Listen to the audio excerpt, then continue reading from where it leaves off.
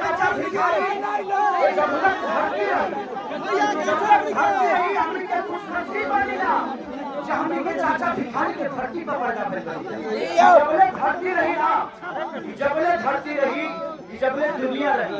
चाचा भिखारी कहियो मरिए ना हम हमारा जी में 4 गो काम पहला काम कुछ छपरा में नाला के प्रॉब्लम बहुत दूसरा काम कि हम नाला के जितना भी काम प्रयास करें कि हर वार्ड में एगो ठेकेदार एगो ठेकेदार पूरा नाला के काम ना हर वार्ड में एगो ठेकेदार ताकि जल्दी काम होके ओकरा बाद शिक्षा सब स्कूल के हाईटेक बनाने की कोशिश करा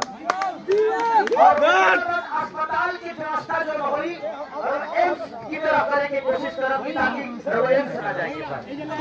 भैया पवन सिंह किसानी भैया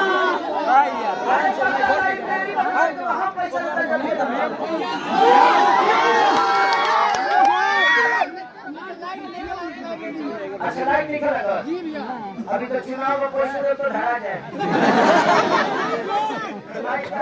एगो काम करिए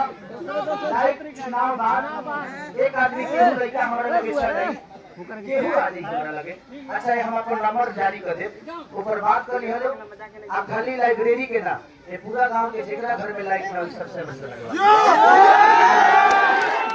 सरकार के फंड से ना कोई बात सरिया के फंड सबसे पहले आराम